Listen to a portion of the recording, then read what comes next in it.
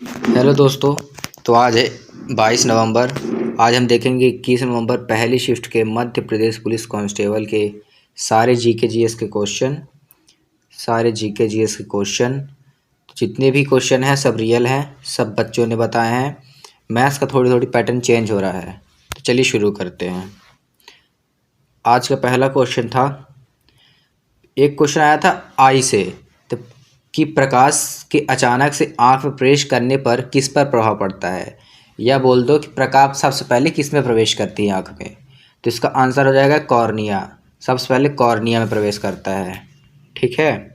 दूसरा क्वेश्चन एक आया था इक्वेशन से, रिएक्शन से, कि H2SO4 को NaCl के साथ रिएक्शन कराने पर क्या अभिक्रिया होगी, क्या प्रोडक्ट बनेगा। तो NaCl को अगर H2SO4 के साथ रिएक्ट कराएंगे तो पहले तो हमारा बनेगा सॉल्ट Na2SO4 और HCl। ठीक है बच्चों। चलो नेक्स्ट क्वेश्चन। फेफड़ों की नली के समान शरीर में और कौन सी नली रहती है। ऑप्शन में थे मूत्राशय, वुमेन कैप्सूल, मूत्रवाहिनी। तो इसका आंसर होगा मूत्रवाहिनी।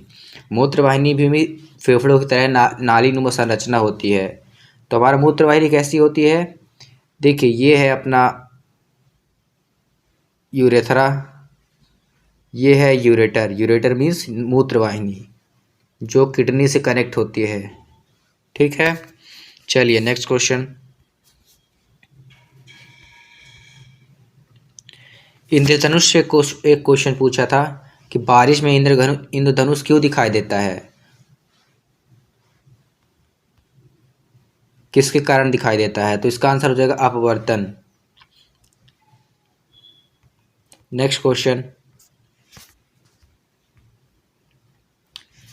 H2SO4 क्या है, अम्ल या क्षार। तो ये आप सबको पता है कि H2SO4 एसिड है। H2SO4 एक एसिड है जिसे सल्फ्यूरिक अम्ल कहते हैं। यह एक शक्तिशाली संक्षारक और खनिज अम्ल है जो पानी में घुलने पर प्रोटीन H+ मुक्त करता है। इसकी अम्लीय प्रकृति इसमें मौजूद H+ आयनों के कारण होती है। अगला क्वेश्चन MPGK से था, टाट्या भील ने किस क्रांति की शुरुआत की थी। तो आंसर होगा टाट्या भील ने 1857 के भारतीय विद्रोह में महत्वपूर्ण भूमिका निभाई और उसके बाद ब्रिटिश शासन के खिलाफ एक बड़े पैमाने पर आदिवासी विद्रोह का नेतृत्व किया। उन्होंने गोरिल्ला युद्ध की रणनीति अपनाते हुए गरीबों और वंचितों की मदद के लिए अंग्रेजों से लूटा था और इसलिए उन्हें भारतीय रॉबिन हुड भी कहा जाता है। मतलब उनका नाम भारतीय रॉबिन हुड भी है। 1857 का विद्रोह। टाट्या भील इस विद्रोह से बहुत प्रभावित थे और उन्होंने अपना संघर्ष तब शुरू किया जब अंग्रेजों ने विद्रोह को कुचलने के लिए बाद कठोर कार्रवाई की। आदिवासी विद्रोह। 1857 के बाद उन्होंने निमाड़ और मालवा क्षेत्रों में ब्रिटिश शासन के खिलाफ एक बड़ा जन आंदोलन किया। एक क्वेश्चन आया था, भवानी प्रसाद मिश्र कौन थे। ऑप्शन थे साहित्यकार, चित्रकार, राजनेता। तो ये साहित्यकार थे। भवानी प्रसाद मिश्र का जन्म 29 मार्च 1913 से 20 फरवरी 1985 तक ये रहे। एक प्रसिद्ध हिंदी कवि, गांधीवादी विचारक और दूसरा सप्तक के प्रथम कवि थे। उनका जन्म मध्य प्रदेश के होशंगाबाद जिले के टिगरिया गांव में हुआ था। एक क्वेश्चन था, सोन नदी कौन सी नदी में जाकर के मिलती है। तो इसका करेक्ट आंसर होगा गंगा नदी। सोन नदी पटना के पास गंगा नदी में जाकर मिल जाती है। पटना के पास मान लीजिए गंगा जा रही है तो सोन इधर से ऐसे बह के जाती है, पटना बिहार में जाके मिलती है, जो मध्य प्रदेश में अमरकंटक के पास से निकलती है और उत्तर प्रदेश और झारखंड से होकर गुजरती है। ये बिहार के पटना में जाकर गंगा में मिल जाती है। नेक्स्ट क्वेश्चन, टाट्या भील को कौन सी उपाधि दी गई थी। तो ये रॉबिन हुड की उपाधि इनको दी गई थी, अभी मैंने बताया ऊपर। नेक्स्ट क्वेश्चन, मध्य प्रदेश में रामलीला मेले का आयोजन कहाँ पर किया जाता है। ग्वालियर और विदिशा, दो जगह रामलीला मेले का आयोजन किया जाता है। मध्य प्रदेश में रामलीला मेले का आयोजन मुख्य रूप से ग्वालियर और विदिशा में किया जाता है। ग्वालियर जिले की भांडेर तहसील में यह मेला बहुत पुराना और प्रसिद्ध है, जबकि विदिशा में 1901 से हर साल रामलीला मेला मनाया जाता है। और ये बाकी आप पढ़ लेना। हिमालय को कितने बराबर भागों में बांटा गया है? हिमालय को 2 मुख्य तरीकों से बांटा गया है। उत्तर से दक्षिण तक 3 मुख्य श्रेणियाँ। महान हिमालय, जिसे हिमाद्री कहते हैं, सबसे ऊंची श्रेणी है। मध्य हिमालय महान हिमालय के दक्षिण में, और शिवालिक के बाहरी हिमालय सबसे दक्षिणतम श्रेणी। अगला क्वेश्चन, जवाहरलाल नेहरू और शास्त्री जी की मृत्यु के बाद 2 बार प्रधानमंत्री कौन बने?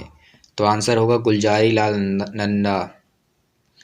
गुलजारी लाल नंदा जवाहरलाल नेहरू और लाल बहादुर शास्त्री की मृत्यु के बाद 2 बार प्रधानमंत्री बने। वे दोनों बार अंतरिम प्रधानमंत्री थे। पहली बार 1964 में नेहरू की मृत्यु के बाद, और दूसरी बार 1966 में शास्त्री की मृत्यु के बाद। स्थानांतरण और आरक्षण कौन से एक्ट से पास हुए थे? 1909 के एक्ट से। मध्य प्रदेश में कौन सी स्थिति पाषाण युग की है? मतलब कौन सी स्थिति पाषाण युग की है? तो ऑप्शन में थे भीमबेटका, आदमगढ़ की गुफाएं, या दोनों। तो इसका आंसर होगा भीमबेटका। मध्य प्रदेश में भीमबेटका और आदमगढ़ की गुफाएं दोनों ही पाषाण युग की हैं। भीमबेटका को पूरा पाषाण और मध्य पाषाण काल की कलाकृतियों के लिए जाना जाता है, जबकि आदमगढ़ की भी मध्य पाषाण के साक्ष्य के लिए महत्वपूर्ण माना जाता है। भीमबेटका मध्य प्रदेश के रायसेन जिले में है।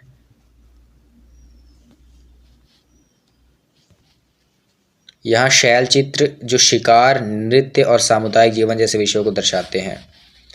गोल्फ के एक पारी में कितने दस्ताने रख सकते हैं? कोई लिमिट नहीं होती, कितने भी रख सकते हैं। अमेरिका की पेंटिंग शीर्षक हीन जो 110 मिलियन डॉलर में बिकी है, उसके पेंटर का क्या नाम है? ये करंट अफेयर से क्वेश्चन आया है। मिशेल बस्कियाट। पेंटर थे जीन मिशेल बस्कियाट। पेंटिंग का नाम था शीर्षक हीन, 1982 की है। बिक्री की तारीख 2017 मई, और बिक्री की कीमत 110 मिलियन डॉलर। अगला क्वेश्चन है, चंद्रमा से देखने पर आसमान का रंग काला क्यों दिखाई देता है? प्रकीर्णन नहीं है, वहाँ कोई वातावरण ही नहीं है, इसलिए प्रकीर्णन नहीं होता है।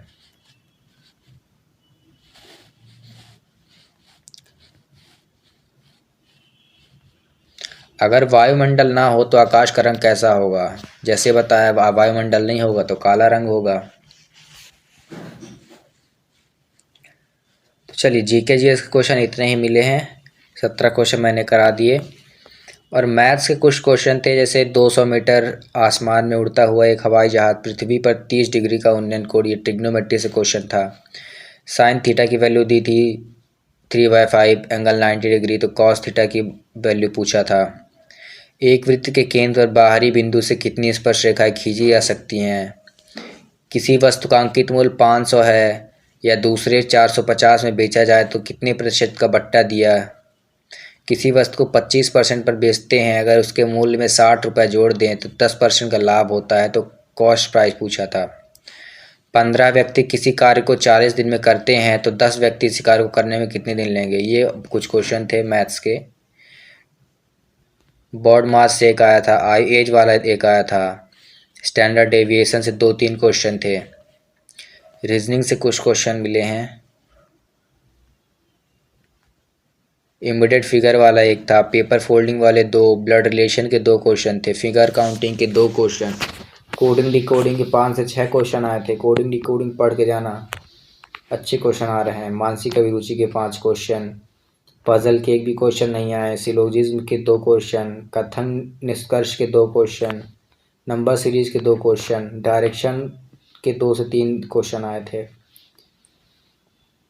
स्कोर की बात करें तो बच्चों के आ रहे हैं 77, 79, 78, 79, 80, 81, इसके आसपास स्कोर आ रहे हैं। चलिए, तो आज की वीडियो यहीं समाप्त करते हैं।